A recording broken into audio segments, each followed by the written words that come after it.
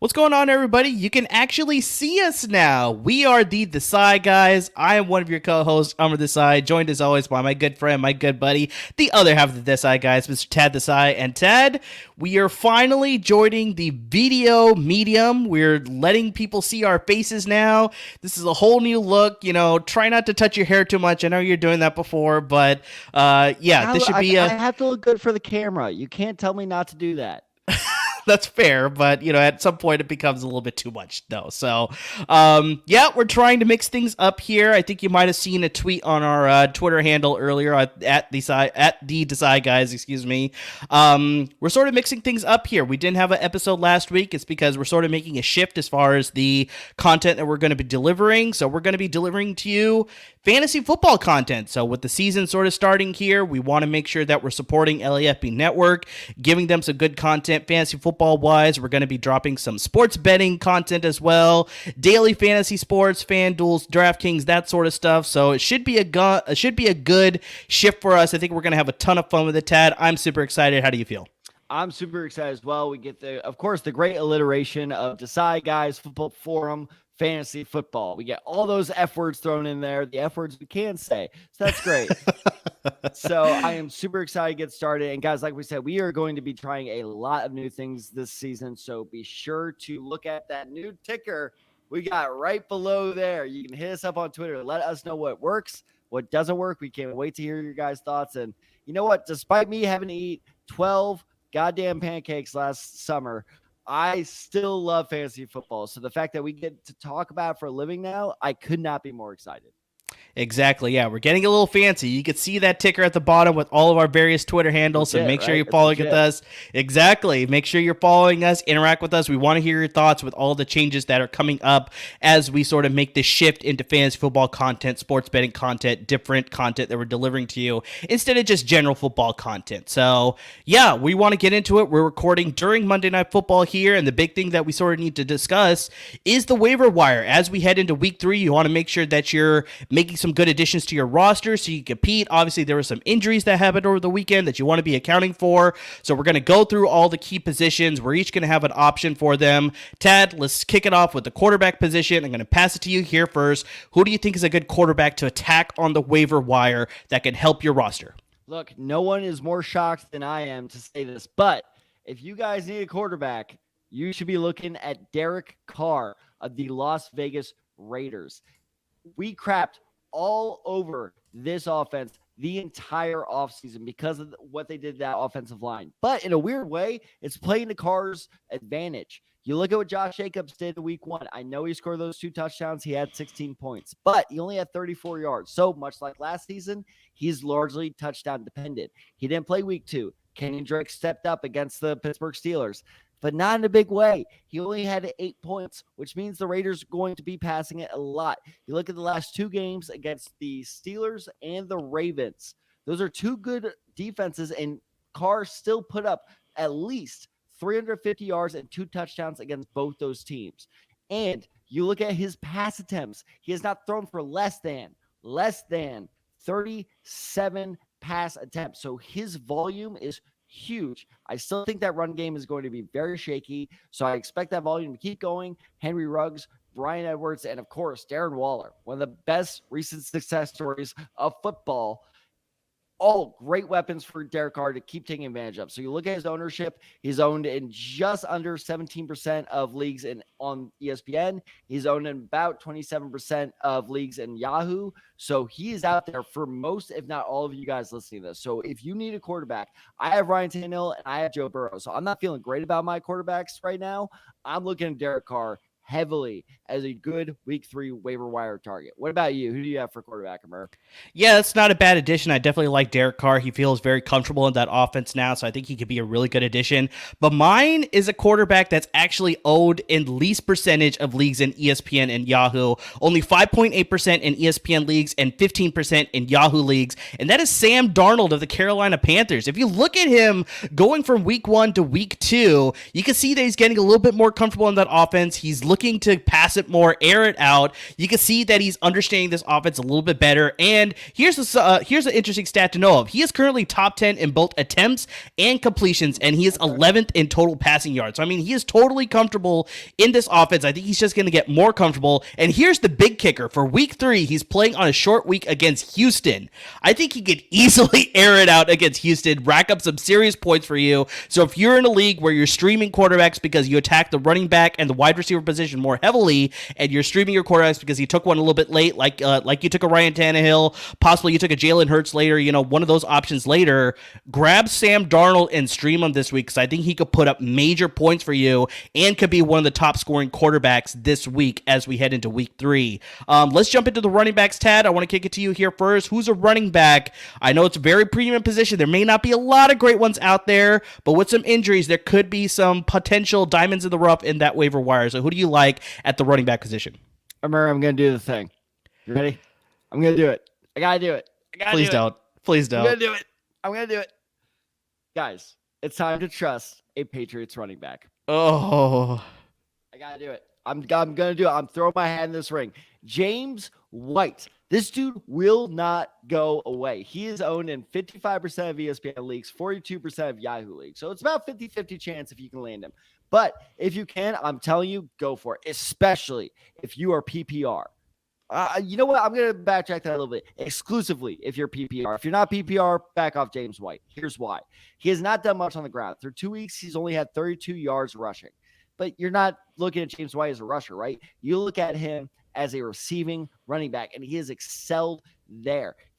Both week 1 and week 2, he has had around 6 catches for almost 50 yards in each game. He's essentially Mac Jones's safety blanket. So look, his ceiling's low. He's not going to consistently get above 10 points for you, but he is going to consistently get in that 8 to 10 range for you. So it's a low ceiling, but you know where that floor is. So he is a viable flex option, especially if you were going hard on a Myles Gaskin type guy who's kind of been disappointing lately. So if you're thinking, I need a running back to put in my flex I can pretty much depend on every week, James White's your guy solely because of the amount of targets and receptions he's getting on a weekly basis. Exactly. With a rookie quarterback like Mac Jones, he's probably going to be looking to go for the check down as well. So yeah, James White is a guy that would be a good addition to your bench, possibly a flex position, depending on the start that you want to put him in. I'm going to go with Cordarrelle Patterson, the running back / wide receiver. Depending on the league that you're playing in, he could have value at both positions because, he has the versatility there. He's only rostered in 8% of ESPN leagues and 40% of Yahoo leagues. So he is out there, and he is second on the team in total touches. He's only behind Mike Davis. And now, for all of you Mike Davis owners out there, I am one of them as well. He's still the RB1. Like, there's no question about that. He's still getting the majority of the touches in this offense, majority of the touches as a running back as well. But here's the thing that's interesting to see. With the touches that Cordarrelle Patterson is getting, he is making more out of them. He is averaging 6.5 yards per touch compared to Davis averaging 4 yards per touch. So, I mean, against these tougher opponents, I know Atlanta and Arthur Smith, they kind of want to throw out whatever they can against the opposing defense and see what sort of works. And it seems like Cordarrelle Patterson is working compared to Mike Davis. Mike Davis is just not being as effective. It's more of a volume play with Mike Davis, whereas Cordarrelle Patterson, with the efficiency of the quality of touches, he's a little bit more effective. And so, yes, also you have to look at the fact that Kyle Pitts has yet to emerge. Their offensive line play is absolutely terrible, so they can't get the ball. It's egregious. It's exactly. They can't. So they can't get the ball down deep to Calvin Ridley, Russell Gage, Olamide Zaccheaus, whoever you want to list out there. Say that name again. Olamide Zaccheaus. Wow, good for you. I'm not trying that. I will let you people know. I don't care if he's the highest scoring fantasy player of all time. I'm not trying that. So yeah, Cordarrelle Patterson is a short check down, also using him out of the backfield. I think he can get a lot of versatility, really strong flex play. Definitely add him to your bench because, yeah, as mentioned, 8% in ESPN leagues, 14% in Yahoo leagues.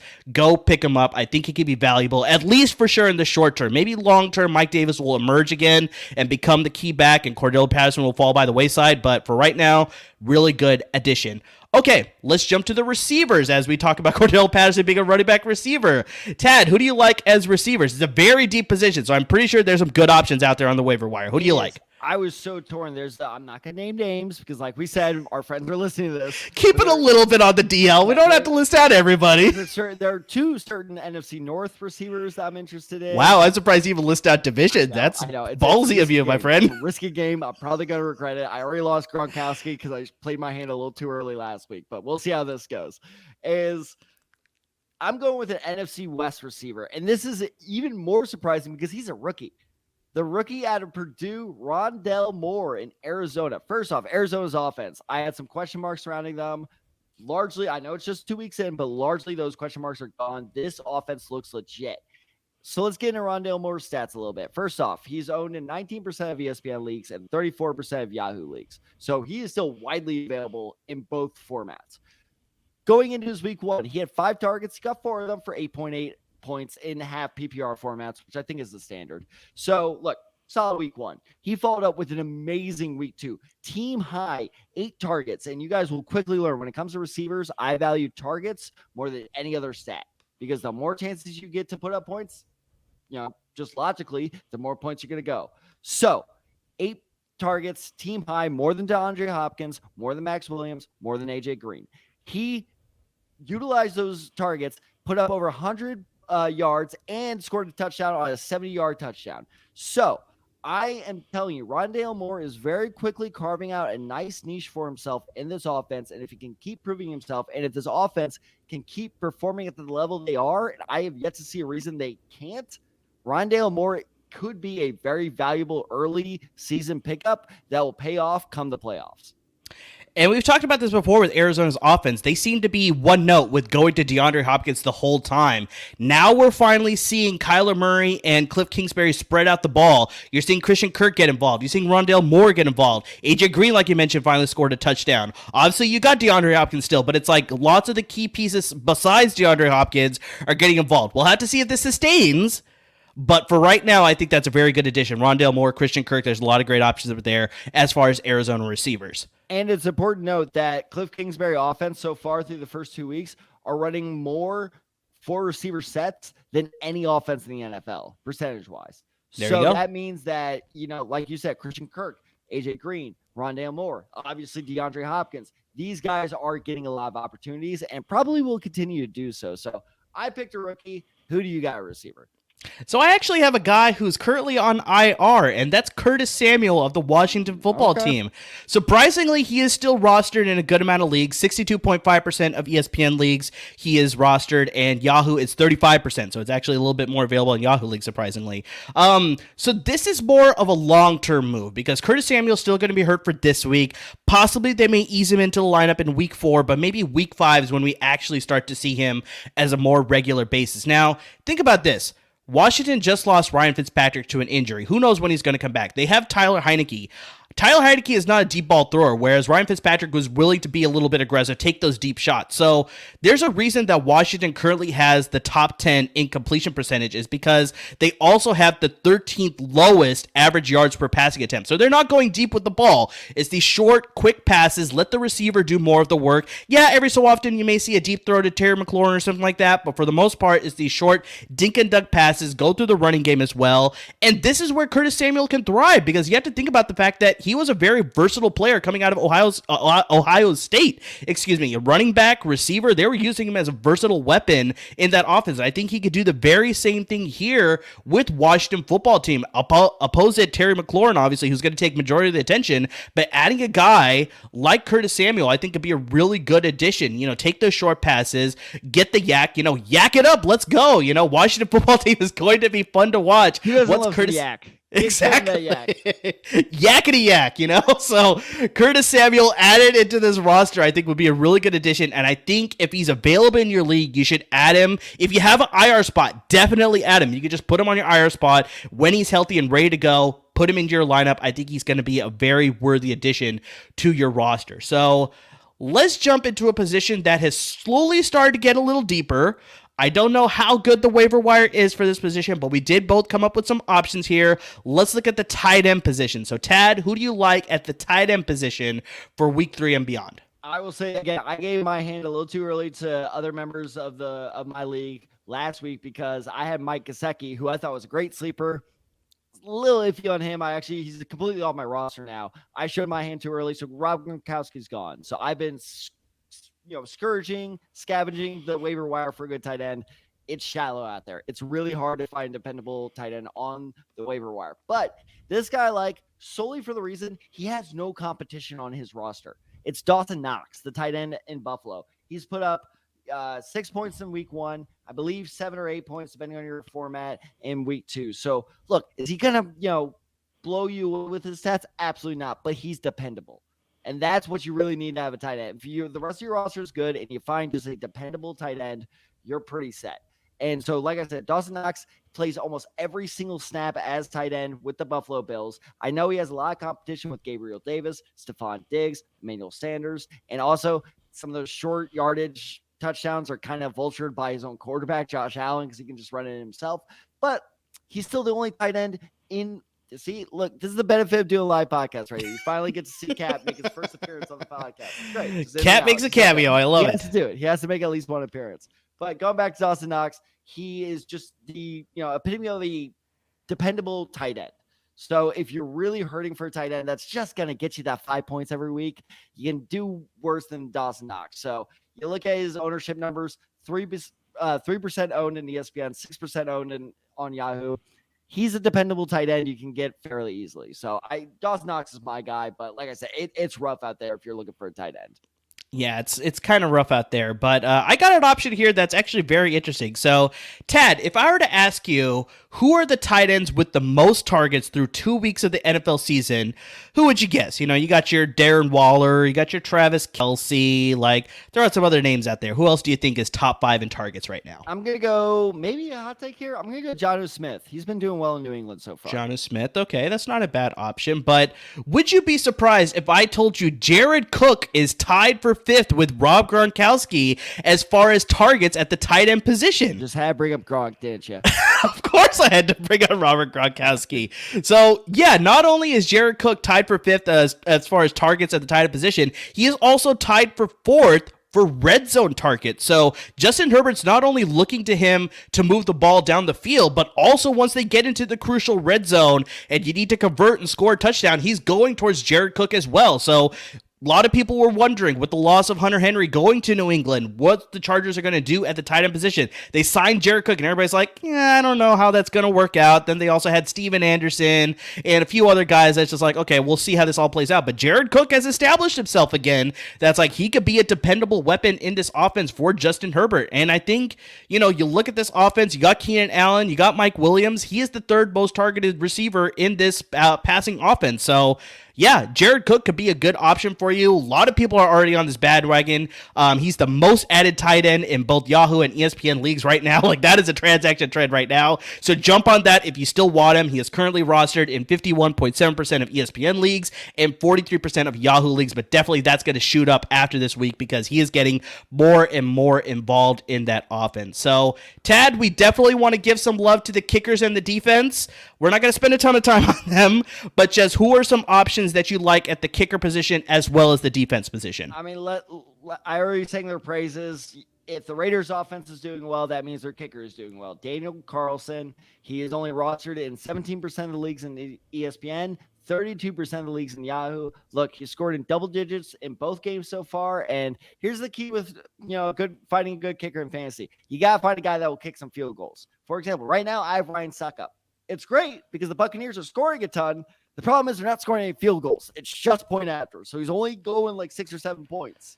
It's hugely frustrating. So the Raiders offense is good enough where he's kicking some field goals on top of all those extra points. So I think Daniel Carlson is your perfect little in-betweener kicker there. Look, this defense, I'm only saying for streaming purposes. Only do it if you need a defense for this week. The Titans defense. I know people are going to go after what just happened to the Cardinals. The Seahawks just beat them up. What are you talking about? Look, as a Colts fan, I can tell you it has been a miserable 24 hours for me. Okay. First off, we got our asses handed to us by Los Angeles. Shout out LAFB Network. God, I hate the Rams. So that happened. Second off, our quarterback did not sprain just one ankle, but 2 ankles. So Carson Wentz, if he plays this Sunday, I will be shocked. So if he doesn't, that means Jacob Eason stepping in. Jacob Eason against a Titans defense that still has talent on that roster. I have no faith in him. So if you're looking for a defense, if you have a defense you thought would be performing a little better, maybe the Dolphins. I know their defense has been kind of inconsistent so far this season. If you need a defense this week, and the spoiler alert, Amar's defense that he's about to name was my pick, but he actually has Wi-Fi while he's at work, so he got it in first. So thank you for that. So if the defense that Amar's about to name, if they're gone and you're a little lower on the waiver order, this is the defense to go for, is the Tennessee Titans, because I promise you they are going to murder my Colts this upcoming weekend. So I'm going to start at the kicker position. It's actually the same reasonings that you're listing out for why you're picking the Titans defense. Is I'm picking Rodrigo Blankenship, the kicker for the Indianapolis Colts. Exactly. He was the 6th highest scoring kicker in fantasy last year. So, I mean, this guy can put up points, and that was as a rookie. And so, yes, with the news of Carson Wentz spraining both ankles, there's just, not sure what's going to happen. I don't know if they're going to be able to score touchdowns consistently. They may be able to move the ball down the field, but they may have to settle for field goals. That's where Blankenship is the guy that you want to grab. He's only owned in 20.3% of leagues in ESPN and 50% in Yahoo. So go grab him if you can. He's a really good addition. And then my defense that Tad was teasing earlier, the Carolina Panthers. I already talked about this with Sam Darnold. I think they're just going to run roughshod through the Houston Texans. Tyrod Taylor's out, by the way. It was announced. Exactly. Davis Mills is probably going to be starting there, obviously. I mean, based on your scoring for the defensive position in your leagues, they're easily the top 3 defense in fantasy right now. I mean, they're allowing the fewest points in the league, the second fewest total yards in the league. They're currently the most sacks in the league. They have the second highest pressure percentage in the league. I mean, this young defense is in its second year in this defensive scheme. They're totally getting after it. They're going to put some pressure on the quarterback. The running game is not going to be effective. I wouldn't be surprised if there's a shutout. The Carolina Panthers have a really smoking defense right now. Go pick them up if you can. So, yeah, Tad, this is our first fantasy episode. We went through the waiver wires. I mean, I think it went pretty well. What do you think? I think that went fantastic. I'm just excited you guys finally got to see what Cap looks like. He interrupted our podcast enough. It's about time you guys get to get a visual on him. Exactly. There may be some more cattail mustaches on Tad coming up in the future for sure. But yeah, let us know what you think. As we mentioned, there's that Twitter scroll ticker that is scrolling. That's what I was trying to say. You can find my handle, Desai23. You got Tad's at TadDesai94. You got the show handle, Desai guys. Let us know what you think. We're going to be popping up some other segments throughout the week. Like we said, sports betting. There's some DFS stuff. There's some other fancy topics we're going to get into. Lots of fun stuff. So make sure you interact with us on the Twitter handles. Follow LAFB Network as well. We're going to be on their YouTube channel as well. Lots of great content is coming this week. Tad, I'm super excited. I'm super excited too. And just to clarify some stuff for you guys, the podcast is not done. This will still be a podcast. It will be fantasy football and sports betting focused, but the podcast is still going on. But videos just like this, we are dropping multiple videos a week. So be sure to check us out. It's an extra shout out. We always love extra shout outs. So be sure to check us out on the LAFB Network YouTube channel for those videos dropping during the week as well. But also, be sure to keep checking out Apple Podcasts, Spotify, and wherever else you find your podcast, because our podcast is not done. We're still doing it. So I need a break. I can't be on camera all the time. So we're definitely going to be still doing the podcast. This week will be our first fantasy football focused one. So be sure to keep an eye out for that as well.